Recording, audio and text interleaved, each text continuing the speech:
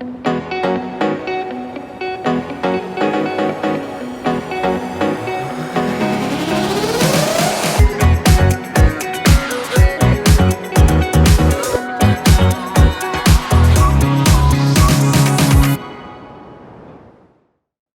Chris. Hello. Welcome to the circle. Thanks for having me, Delphine. I'm thrilled to be here. Oh, not more thrilled than me. Chris, you are the group publisher of 8 brands, all in Southern California: Angelino, LA Confidential, Riviera Magazine, Modern Luxury San Diego, Interiors California, Weddings California, Modern Luxury Beverly Hills, and Modern Luxury Palm Springs. My God, and I'm so bored. I have nothing to do all day. Could you believe that? I don't believe that at all. Yeah. We were just talking about it. We've known each other. We're not sure exactly when we've met, but it's been years and years and years, and always doing all the fun stuff and all the parties. And I think we ran into each other at a jacuzzi at the Fairmont. Yep. God, was that about 6 years ago, maybe? Something like that. Yeah, I think it was actually the day of our big food event, Live and Dine, that we do every year at the Fairmont. Well, there you go. Yeah, I got to hang out and have breakfast with Arnold Schwarzenegger on that trip. You know, he goes there, I think he's there 4 or 5 times. And the reason why, he parks his bike at the Fairmont. So he drives down from Mandeville Canyon, where he lives, goes to the Fairmont, takes his bike out for a spin, and then has breakfast at Fig. I think it's like every day. See, I heard he was a member of the gym there. And probably that too. Yeah. So. Well, with that lineup of publications, it doesn't sound like anybody would know more about the Southland than you. How do you keep up with all of that? That's a big territory. I've had obviously I've been doing this for 21 years, so I've had my hands in pretty much every magazine that we've had in Southern California at one point, right? So, it's fun. I mean, I love what I do. I've been doing it for a long time. And for me, I love connecting people, and that's really what our brands do. They connect the community with our businesses, and they actually connect the communities together. Yeah. So it's been great. And I'm sure you got to meet so many cool people through all of the advertisers and. Oh yeah. I mean, it's interesting. Up in LA, celebrity is a big part of what we do. So we do a lot more, Emmy parties and Grammy parties. So I've met some really cool celebrities that way. And then down in Orange County, the people are actually the celebrities. So it's kind of interesting when you think about how close they are in relation to each other, but they're such different demographics. It's so true. It's interesting. I grew up in LA, and I always used to say, when you're in LA and you see somebody that looks like a star, that's them. And when you're in Orange County, you see somebody that looks like a star, it's somebody that looks like the star. So true. So true. I do love LA. I mean, I still consider myself an LA girl, although I've been living in Orange County now since '89. So I guess I'm really dating myself. And it came to my attention at some point that I'd lived in Orange County longer than LA. So I guess I'm technically an Orange County girl now, but went to Santa Monica High School. So I still consider myself an LA girl. But it is really different. I mean, Orange County is very different from LA. San Diego is very different. How do you describe the differentiation between those 3 markets? We launched Angelino magazine back in 1999. We originally started in Chicago. And at that time, Angelino was for Los Angeles and Orange County.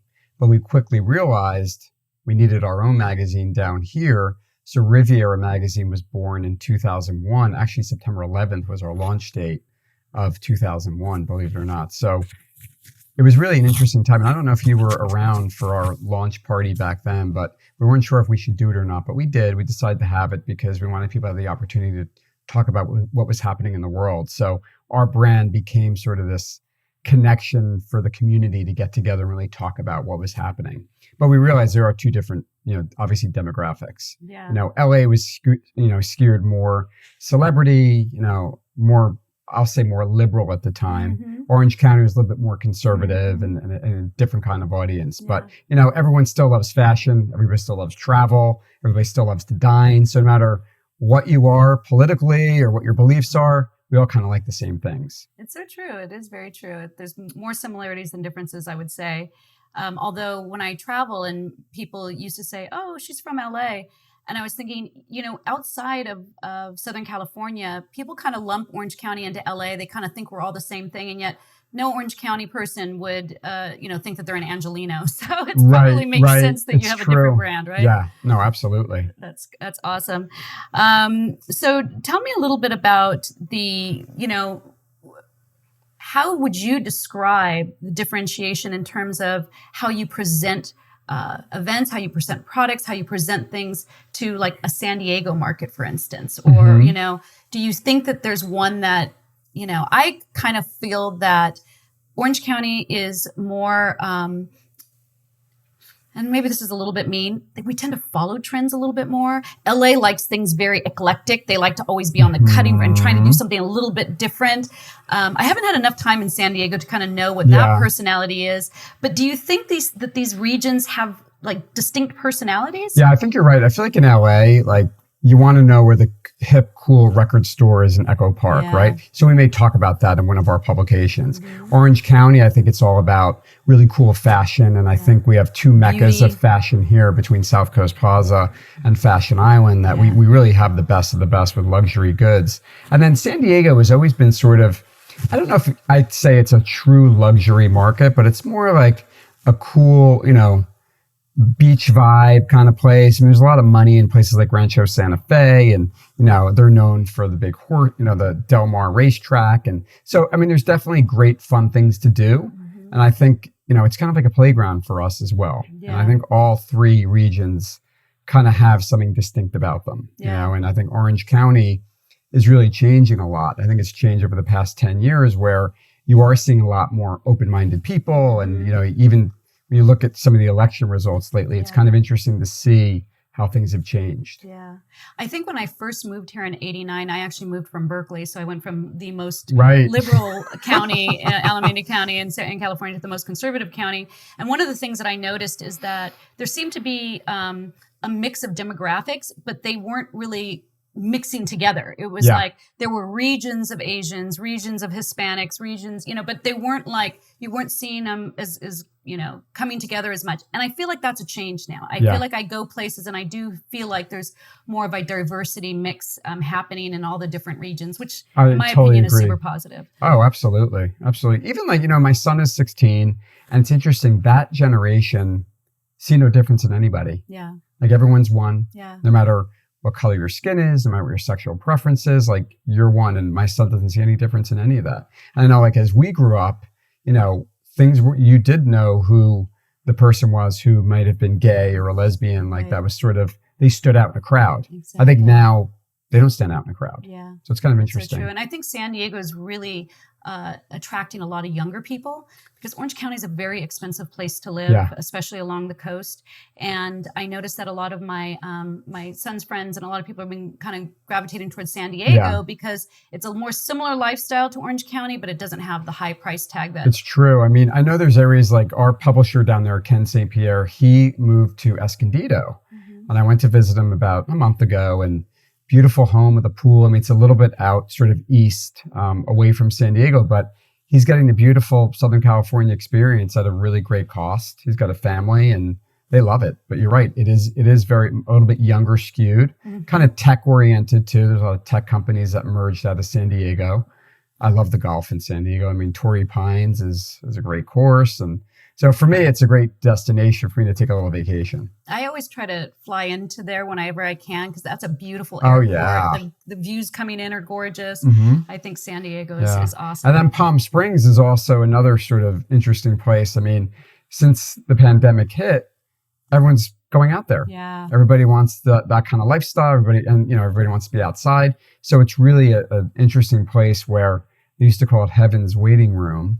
But now it's, there's a lot of young families and a big LGBT community. But interestingly enough, Palm Springs has Palm Springs itself, which is really more open-minded, LGBTQ.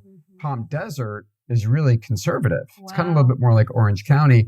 And then Cathedral City is sort of like a little rough kind of, so it's interesting that within that region, there's these three areas that are completely different, as far as the demographics goes. Yeah, that's so true. And people say Palm Springs and they kind of mean the whole region, but exactly. You're right, it's actually very different between the...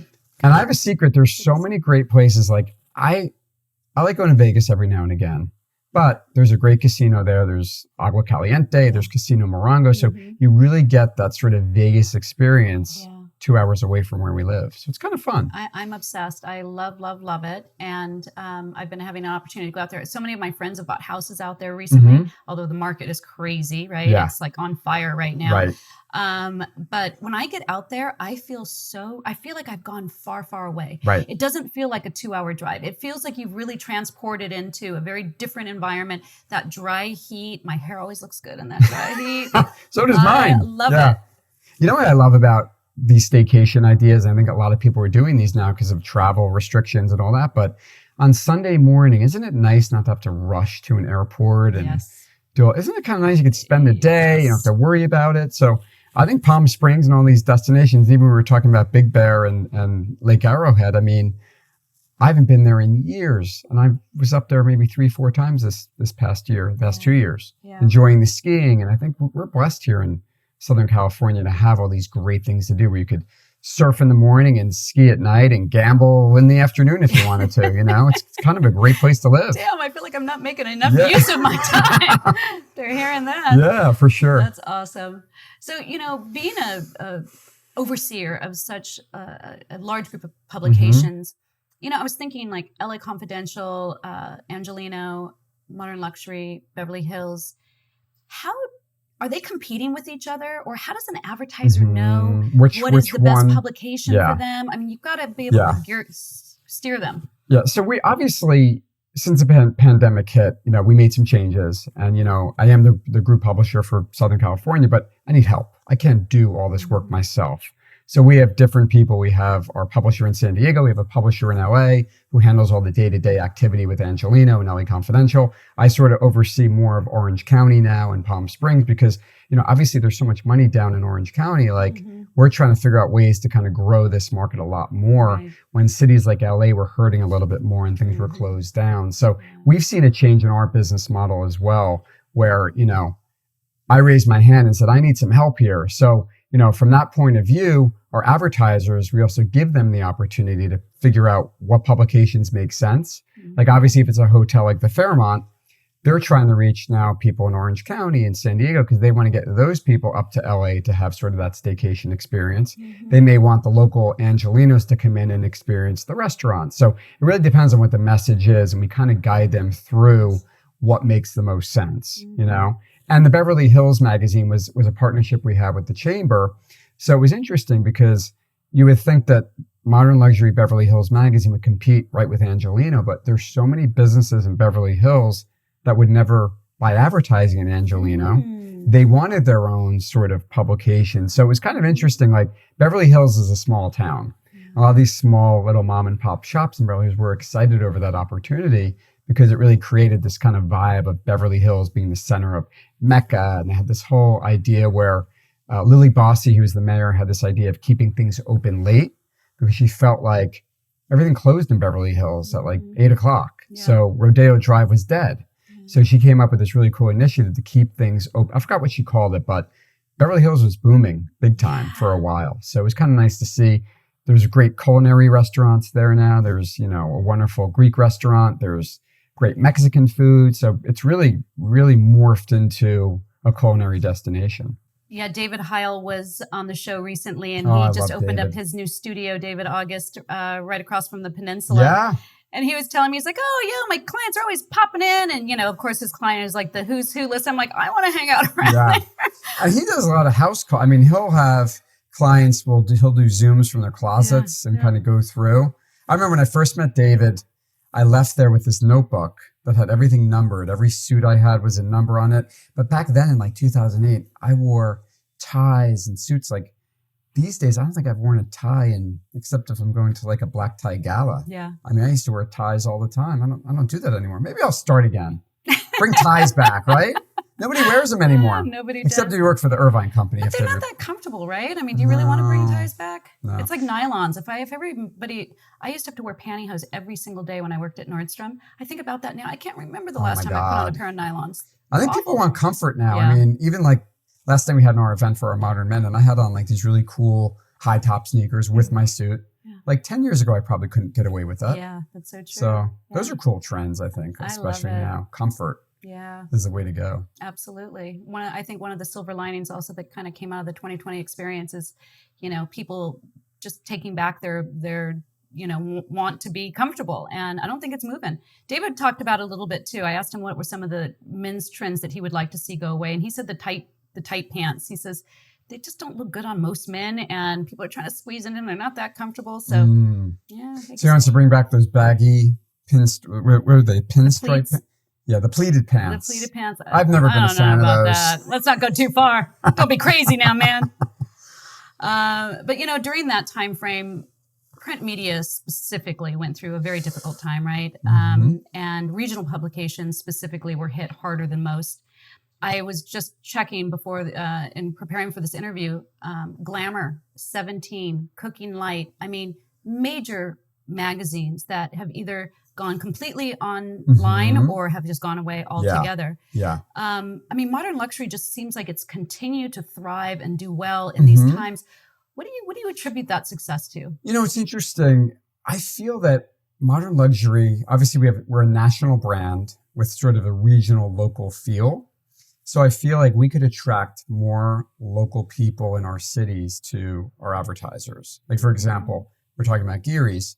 So, for example, we could bring more people into Geary's through our Angelino and LA Confidential network than some of those other national magazines, because we have a larger circulation of people within a group who aspire and want to experience things like that. So I really feel that because we have this great local audience, our advertisers stay with us. And I think when the pandemic hit, obviously our hotel distribution went away, but what we did was we decided to mail more copies out because most people were staying home. People were actually reading the magazines more than ever. It was kind of like old is new again. Kind of like the drive-in movies came back, which I hope continues. I think that's kind of a cool idea. Print magazines, people are reading them and they want them on the coffee table because, again, you want to get people's mind away from watching the news and current events and politics is really what modern luxury has always excelled at. We've always wanted to take people away from that.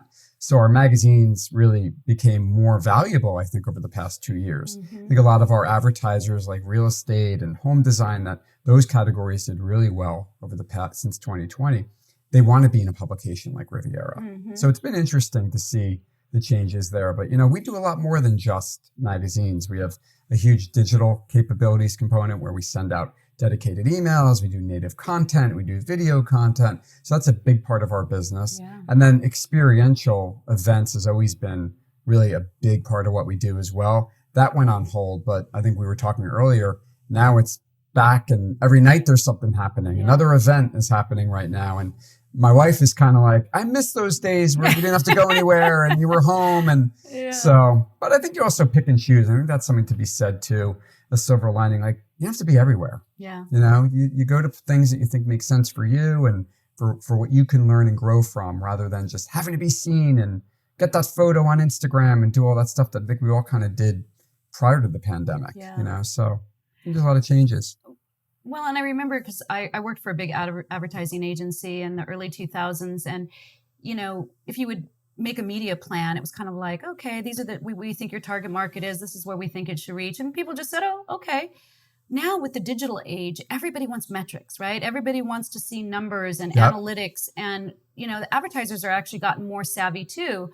So how does that translate to a publisher when in terms of how you can deliver that information to them? We have two forms of our digital capabilities. One is through our local networks, like our Riviera. We have a list of about 15,000 double opt-in subscribers of people who want to receive information about what's happening in Orange County, whether it's an open house or a new restaurant opening. So an advertiser can take advantage of utilizing our own platform.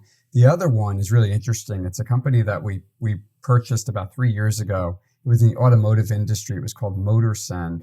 We could target people who are actively searching for luxury cars through their IP address. So it was really a 7-day campaign where we send out a message from the advertiser on day 1. Day 3, we send out the message again to anyone who was actively searching. So we had that list. Then we go through all their social media channels with a banner ad. Then we give them a list of name, postal address, and email where they could actually get that list to them, where they can have their salespeople call and follow up. So there was sort of this really cool direct response. So we took the automotive concept to weddings to resorts to travel to real estate. So real estate's been really popular with our luxury listings campaign, where an agent could promote a listing, and they're getting people who are actively searching for luxury homes. So what more do you want to attract than that? So it's one of our biggest, obviously producing areas of the company has been digital. And then all of our magazines are all, you could all download them digitally. And so our digital subscribers have gone up as well on our print magazines. Love it. So we're fortunate. We're definitely fortunate.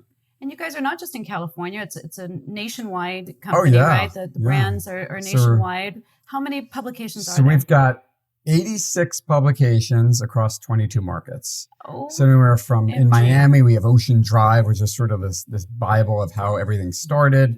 Mm-hmm. In New York, we have Manhattan and Gotham. We have Boston, Philadelphia, Chicago, Dallas, Houston, Atlanta, San Francisco, Orange County, LA. I mean, I can name them all, Yeah. We also started doing a lot more niche publications with custom content. We do a Watches International book with watches enthusiasts, things like that. Yeah. We actually launched a new company with Live Nation called Edition, which is kind of catered to cultural arts and African-American community. Wow. That's launching in December. Art Basel is a big part of what we do in Miami. So we do an Art Basel magazine. We do the Al Moana shopping magazine. So we're you name it, we're there. Yeah. We're making it happen. So what are the regions that have come out being the strongest? So, it's interesting. I think New York or Hamptons has been really strong the past couple of years. I think because, again, people are flocking to the Hamptons. Mm-hmm. People are leaving New York City. They want to be out in the fresh air in these bigger homes because they've been sort of cooped up in their apartments. So that market's done really well. Chicago has been a very strong market. That's where we actually started back in 1994. It's an interesting story how we started. Our CEO at the time was Michael Kong. Him and his brother, worked for the Chicago Sun-Times selling ads. And at nighttime, they would go out to parties and take Polaroid pictures of people, create a newsletter, and they would distribute it amongst their little town or Lincoln Park where they lived. And then before you knew it, local advertisers were saying, wait, my customers are in that newsletter. I'm going to put an ad in there. So that kind of gave the idea of sort of if you have the right audience, the right content, the right advertisers would come along. And then Chicago Social grew into sort of the oversized publication. Michael and the team thought it would be better for an advertiser to have a bigger presence in a magazine and stand out against sort of the typical size magazines. And then he brought the concept to LA in 99 and Angelina was born, and the Riviera 2001, and then so on and so on. It's some investment money from Roy Disney in 2004, which allowed us to buy, move into some other markets. So the company's always been growing, which has been great. Yeah. So. And you were telling me that you guys have new ownership, or not new ownership, but it's not the Kong brothers anymore. Yeah. And so that's allowed you guys to have a little bit more of a growth opportunity as well. Yeah. Absolutely. So 2010, Cumulus Radio at the time, which is four brothers, the Dickey brothers, purchased Modern Luxury. Now it's simply DM Luxury. So it's still owned by the four brothers, great guys. And they're the ones who really are taking us to the next steps on what we need to do to be who we are. And, it's interesting when you always have new ownership, it's kind of have to like re-interview for your job again. Mm-hmm. I remember when I first met Michael and Lou Dickey, I was running San Diego and Orange County at the time. And they were like, we're running two markets. I'm like, well, yeah, that's what we do. We all kind of chip in. I think they were really impressed with how my work ethic was. Mm-hmm. And I don't know, I grew up on the East Coast and I was taught to never be late. And do I sound it? Maybe in my accent? I have no idea.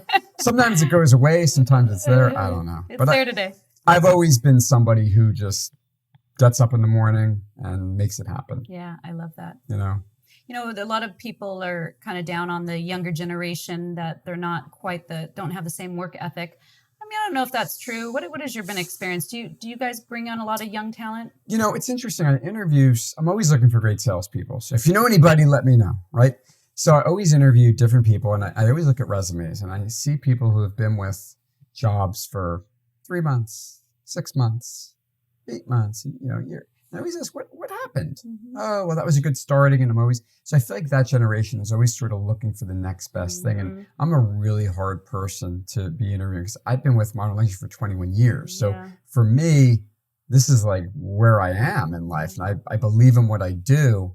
So it's hard to convince me why you have so many different places on your resume. Yeah. So I find it interesting, but I think there's a lot of great talented people. Some of our marketing and events people, younger generation, and these guys and girls work so hard. I mean, and it's great to see. Yeah, no, it is hard. I have a background of event marketing, and it's one of the harder jobs. I mean, parenting is by far the hardest job. Let's be very clear, but events might be number 2. Yeah, no, I agree. I mean, but it's interesting. I mean, we had an event last night, and hey, I helped schlep magazines up and make sure the liquor was there, and I get there early to make sure things are set up, and I'll check people in if I have to. I mean, we all pitch in as we're one team. Yep.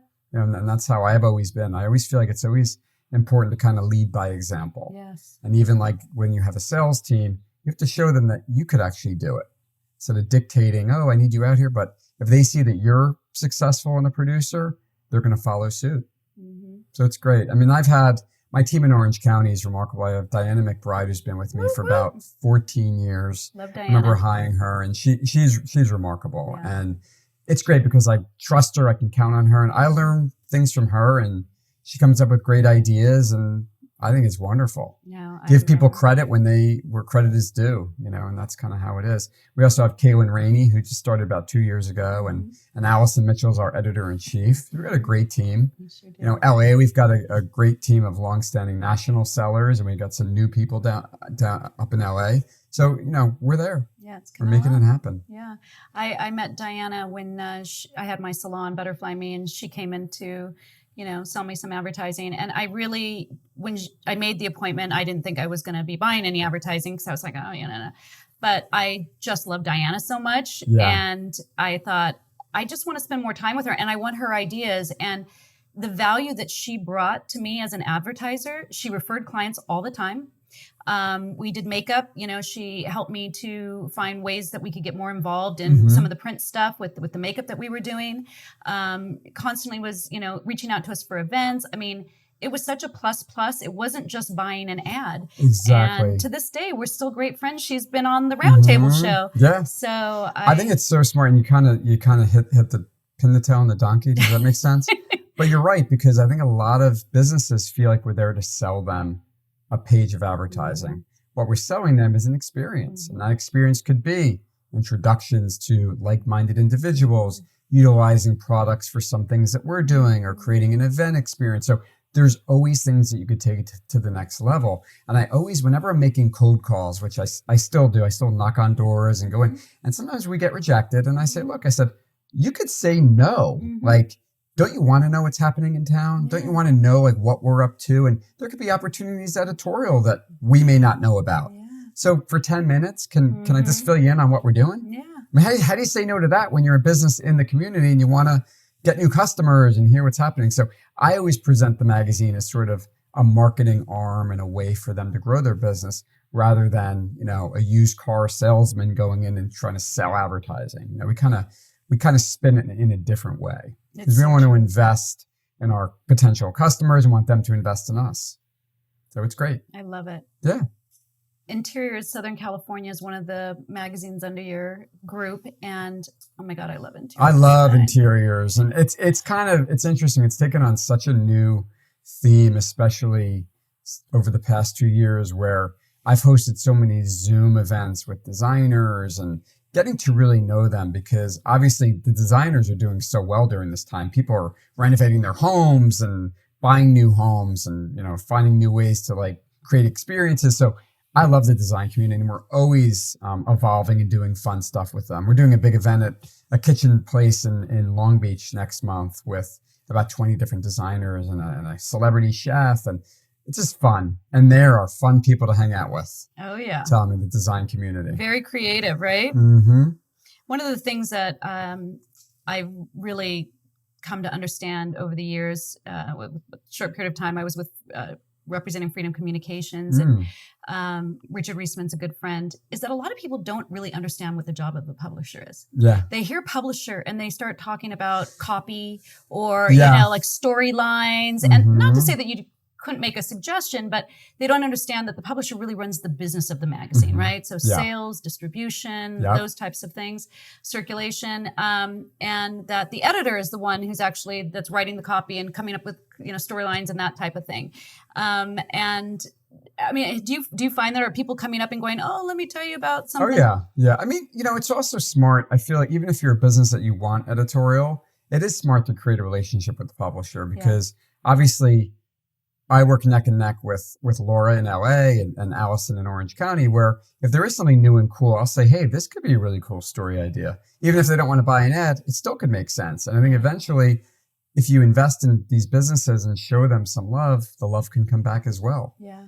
So it's interesting, Delphine. Lately, we're seeing a lot. We started doing these sort of profile pieces in the magazine, sort of these advertorials where we give potential business owner or a real estate agent or whoever it is, someone who's, the master of their category or their business, the opportunity to tell their story. Mm-hmm. So what we do is we do a beautiful photo shoot. We have them write up some sort of, cool story behind it. Our editor takes a look at it. We kind of put our finishing touches, and it gives them the opportunity to really get a great profile piece on themselves that they have control over.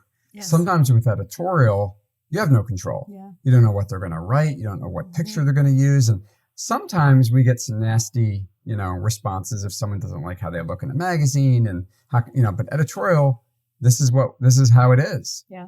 Advertorials on the marketing side, it's a way that you can sort of promote yourself where you have control. Yeah. I think the world has changed with Instagram and Facebook where everybody has a brand.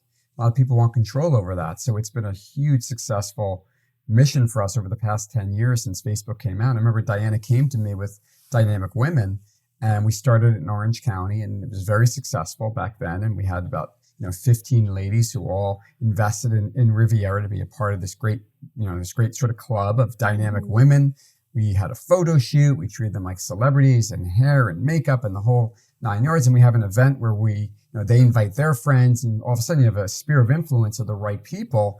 And there's ways that they can grow their business and meeting new people. So it took off into power players, modern man, wedding icons, faces of design for the design community and different types of things where, again, people want to be a part of it. And I think it's been really successful. Last time we had our modern man event, about 20 guys in there who all, lawyers and a cigar guy and also an actor, all sorts of different people who want to kind of be around like-minded people. And I think it shows. I think in today's world, look, nobody knows if somebody paid or not, but I always say when you hire a publicist, you're paying money. Yeah. The money's going somewhere. Yeah.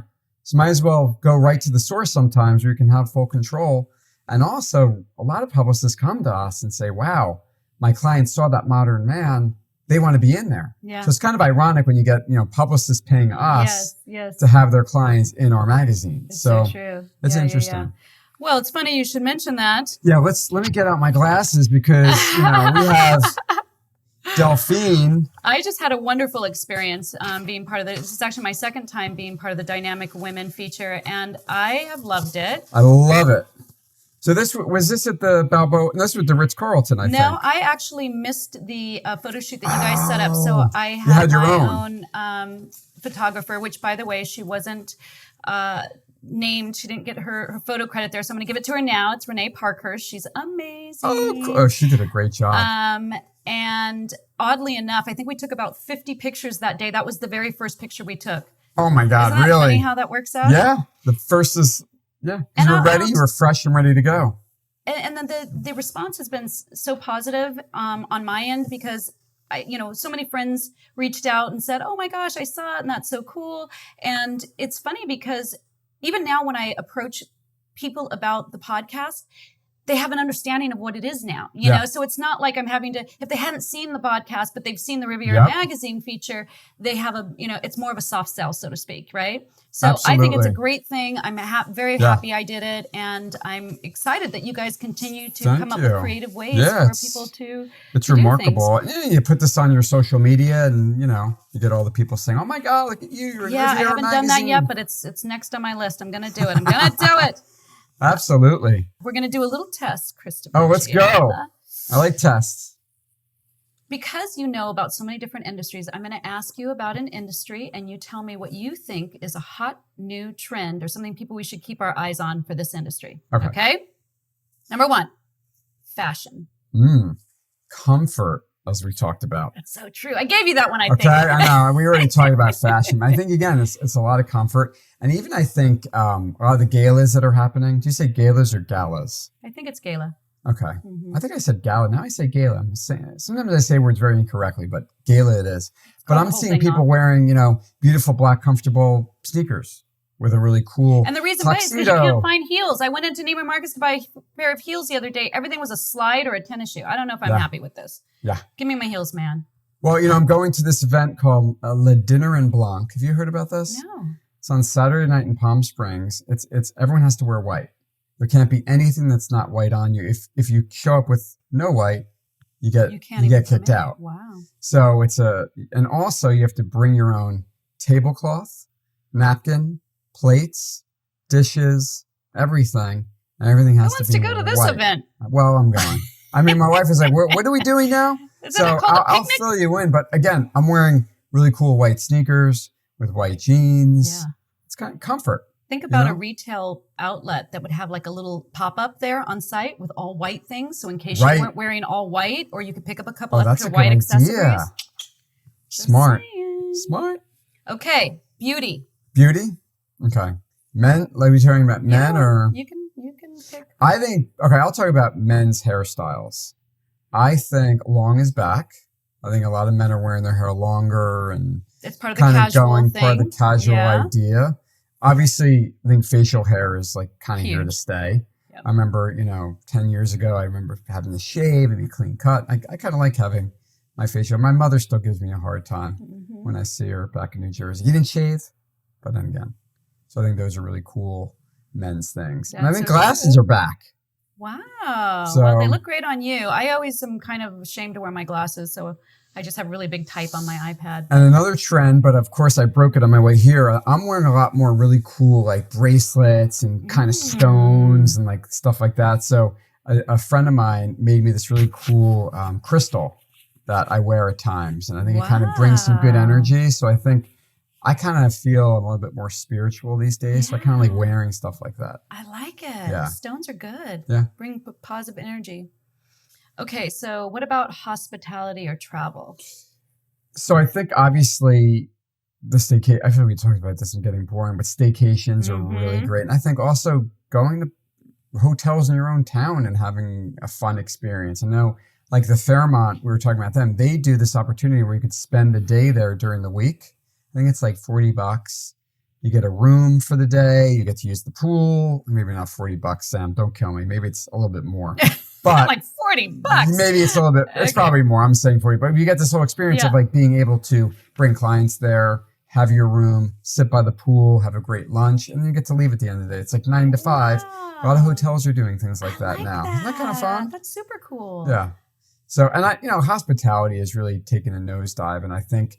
One that stands out is a friend of mine is the GM over at the Kimpton Lapeer, Nick Remedio, and this guy has done so much for local businesses. He's got a local artist in there every day, a local barber. I mean, you name it, and he's open-minded to it, and he has so much, like, I'm going to say, gratitude for local businesses that he's been able to bring all these people together, and everyone goes there. It's like a hot spot. Oh, my gosh. And we all love it. So I think a lot of these hotels are changing, and they might be sort of corporate-owned, but they have the opportunity to kind of be their own. Even, the Marriott in Irvine Spectrum has that beautiful hive and honey up on the roof. So many people haven't been there before. Yeah.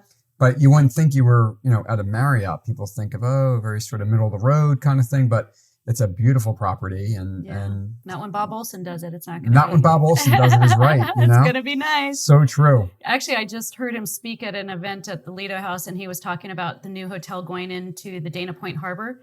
So they're basically, it's going to be the Lido House Dana Point. Yep. And he said that they learned from the success of this one that they're actually putting the restaurant on the rooftop. Oh my God, that's great. And there's so much talent behind that. Yeah. I know Ralph Grippo, who is the manager of the resort in Pelican for many years. He's involved in that. Really? Scott Burnham, who owns SoCo. He's doing the retail experience there. It's going to be phenomenal. It's going to be amazing. Yeah. I can't wait. And I love Dana Point. And Dana Point, it needs something. So I agree. This is going to be exciting. It's going to be great. And there's also, there's Pacifica Hospitality, the Marquis brothers out of Laguna. they own a lot of they buy the dumpy hotels and make them trendy. So especially in LA, there was a lot of dumpy hotels, and they've sort of revamped like the Jamaica Bay Inn and Marina Del Rey and all those little hotels in Venice that needed some love. And they actually have the Wayfarer down in downtown LA, which has a really cool speakeasy in the basement. It's got a great rooftop. So again, there's so much for us to do in Southern California. I know who to call when to come up with some fun stuff.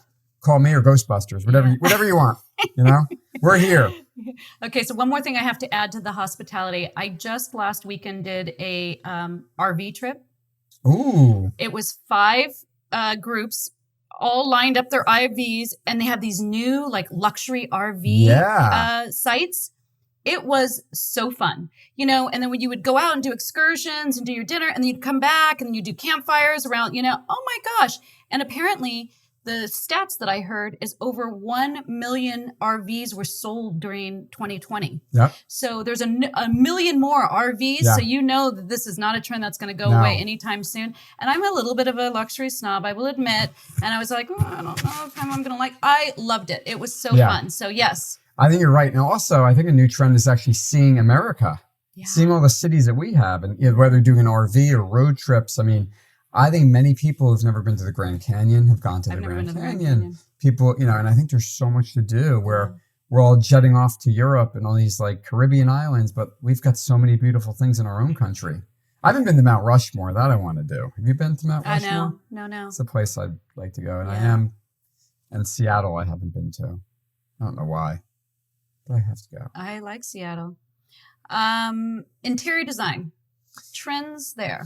So I think it's sort of the outdoor utopia is a big trend. I think a lot of people are jazzing up their yard space and creating really cool experiences. And, you know, I think that's something that's here to stay, making sure there's comfort and kind of creating that sort of resort style of living in your backyard. Even if you have a small balcony or a patio, I think people are really spending time on keeping it like sacred and a place of like, you know, a place to meditate and a place to kind of be calming. And I think that it's really a trend that's here to stay as well. You are making me so happy right now. You know, why is it that it took COVID for us to start getting outdoor spaces in Southern California? I don't know, but you know, it's interesting. I live in a high rise and I have a park down below. And about 2 years ago, I think it was June 2020, hordes of people gathered 6 feet apart hanging out. Last week, I didn't see one person. Is everybody back inside their homes, like maybe they're going checking back their phones or going back? You know, I kind of miss that, even though, you know, everyone was sort of outdoors. But now it's like, where is everybody? I kind of miss it. Well, with our beaches closed in Orange County. I know, isn't that terrible? It is horrible. It's really bad. Hopefully, maybe the parks will get more use. All right. I'm going to throw a wild card at you. Go ahead. Automotive. Ooh. Okay. I know you guys have I always see so many beautiful ads in your pubs. And, you know, I'm a Tesla girl. I'm all into that. But what do you see coming down the pike? So, you know what's so funny? It is so hard to get a car right now. It is. My lease is up and I'm looking now for a new car. And I actually went into Newport Auto. And the gentleman told me, just wait. There really was nothing in what I was looking for. And I'm really looking for an electric or hybrid. I feel like those are here to stay. Obviously, electric is going to be the wave of the future. I think most of the luxury brands are going to only have electric soon or hybrid. Because I'm always on the road. I'm always on the 405 is like my best friend. So I need that. Yeah.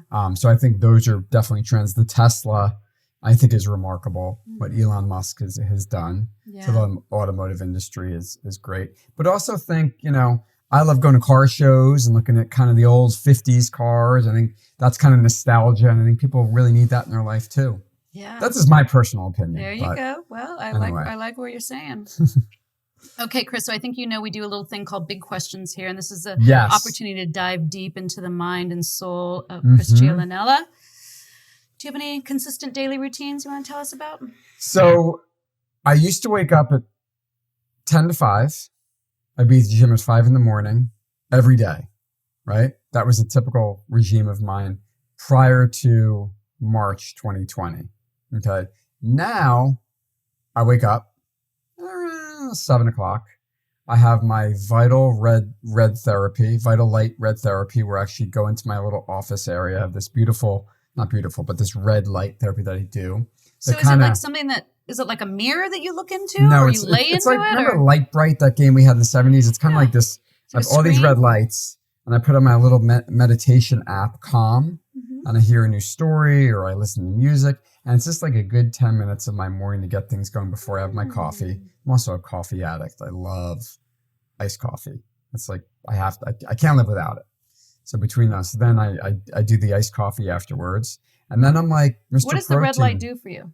So, I mean, I don't know if it's helping out my wrinkles, but it also calms me. I think it kind of gets my day going. It kind of calms me down a little bit. I think it relaxes me. It definitely helps with like collagen. I have mild arthritis in my hip, so I also sometimes put it on my hip area to see if that relieves any of the pain that I get every now and again. But I love it. Okay, well, check So back. I something want to new. hear. I want to hear That's the one of my results, first man. morning regimes. So anyway, that's kind of how I I start my bought one day. of those red light hats that you're supposed to make your hair grow thicker and longer and Did it stronger. work? And no, it didn't No, it work. didn't work. So Okay. I'm just saying, buyer beware. Tell me something that people would be surprised to know about you. So I was first chair clarinetist in the band in high school. And I was also in the marching band. And people were like, what? You were? You're a clarinetist? I was a band geek. Wow. I loved it. I really enjoyed. And it's funny, when I proposed to my wife, I You whipped got out the my clarinet? clarinet back after many years, and I went for some music lessons at the time. This is 1999. And I learned All I Ask of You from Phantom of the Opera. So when she came home, it was that song playing. And I actually have a tattoo that says one love, and hers says one lifetime, that we had done for our 19th anniversary in 2019 from that experience. So oh my gosh. you bring the clarinet back into your life, and What we didn't that's know it. about you is what a romantic Yeah, guy I was a you romantic are. guy, My right? gosh, a romantic clarinetist. Have there been any books that have really moved you, or if you were going to recommend a book, what is the most book you recommend? Always, I'm kind of an old soul. I feel like I wish I can go back. I wish I could be in Southern California in the 70s and like see what it was like here. And I'm always sort of like that guy. I feel like I belong in that era. No social media. I wish I didn't have social media, but I feel like I always have to like be on there and do things for clients and blah, blah, blah. And, but I feel like book wise, I love, James Joyce, Ulysses has always sort of been a great book for me. I remember reading it in college, and I sort of really, loved sort of the odyssey of this one character, Stephen Dedalus, and how he went through like the streets of Dublin and learned about life. And I felt like it always kind of stuck with me because I read it at a time when I was kind of learning who I was in my 20s and being on my own, because I grew up in a sort of Italian Catholic family in New Jersey where I never went away for sleepaway camp or did anything like that, where I was always with my family. So when I was finally on my own, I felt like it was a journey of like, who am I and what do I want out of life? So I learned a lot from that book, and it's like one of my favorites. Catcher in the Rye by J.D. Salinger, again, kind of that a young man going to the streets of New York City, and I just feel like I relate so much to books like that. Why do you think we're here? Purpose of life? I mean, I want to believe that we're all here to, I don't know, make other people happy. I think we're here to do something meaningful and contribute something positive to this world. I think everyone is given a sort of special, sort of, what do I want to say? A gift to be here. And I want to believe that that's why we're here. Absolutely. Right? My dad used to say, always leave every place that you were better than how you found it. That's kind smart. of along that way of thinking, yeah. Yep. I love it. And my grandfather always said, a smile takes you everywhere. And he was someone who smiled all the time. He always had a smile on his face. And I don't think I ever saw the man upset. And he also said, you live longer. And he lived until his 90s.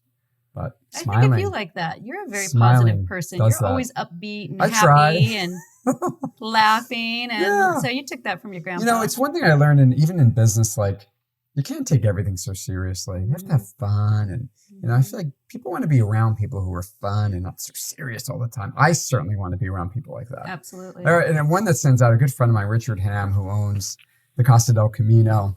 He's one of the first people I met when I came down to Orange County. And I remember him just, he was so raw and so fun and not serious. And like, those are the kind of people I like to be around. Yeah, me too. You know, so.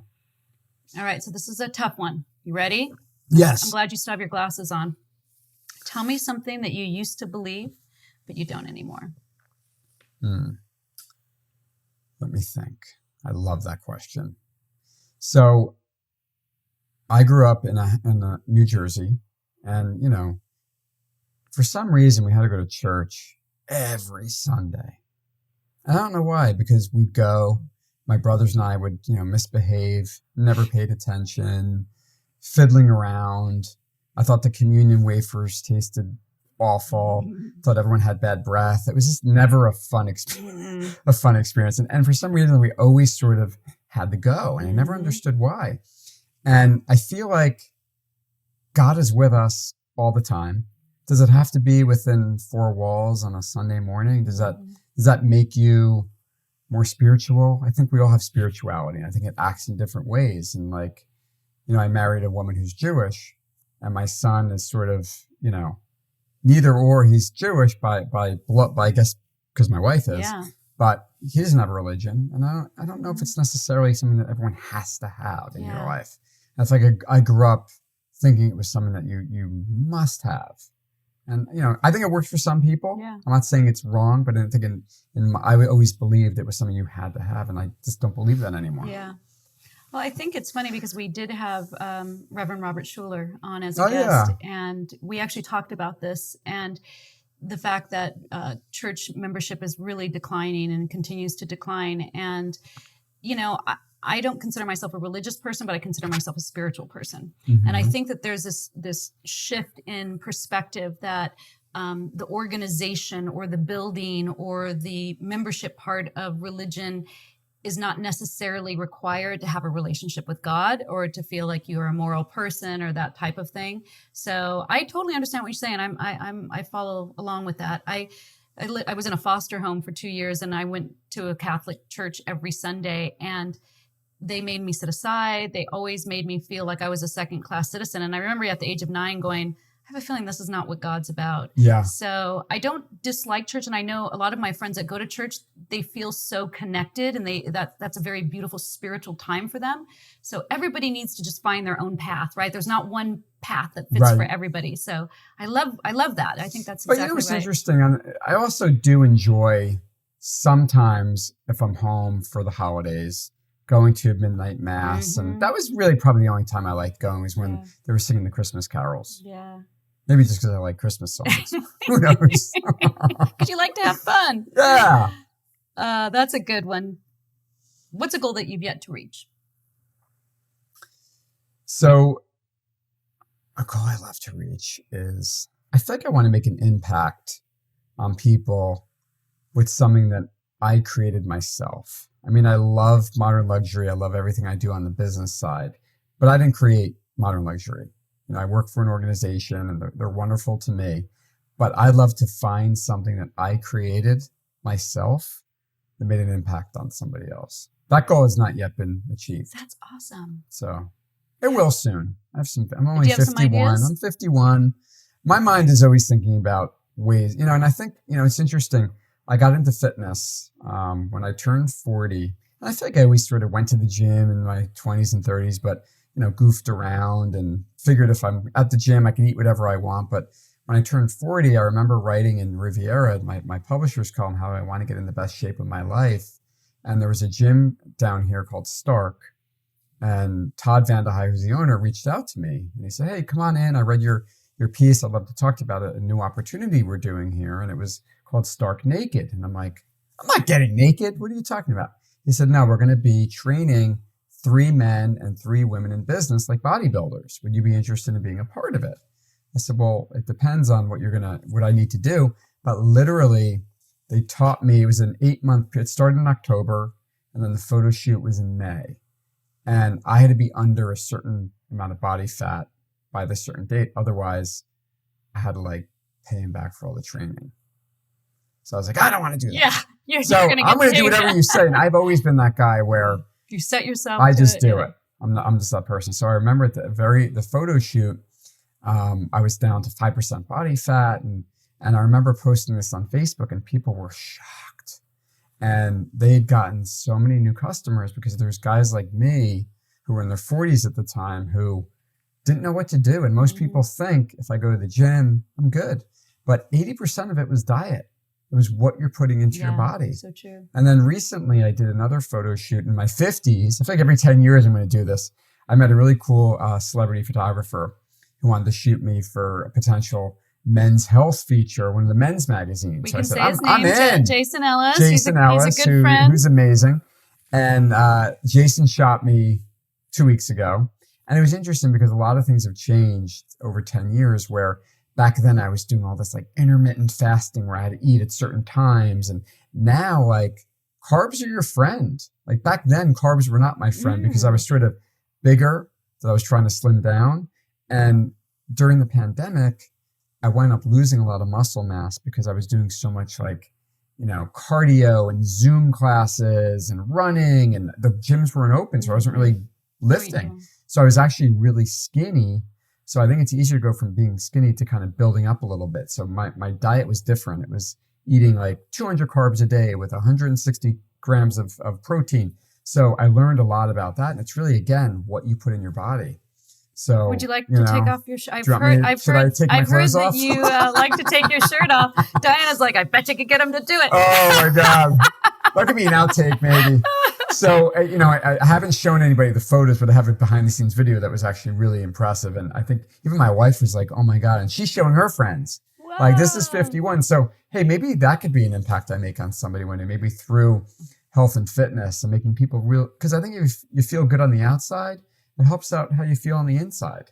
I love that. Yeah. I'm not saying you have to be in great shape, but I think if you're happy with the way you look, it kind of speaks. So are we going to see these photos? Yeah, you'll see them. Are they coming out? They're coming out soon. All right. We shall see. You'll have to give us an update. Yeah. Post them on our circle.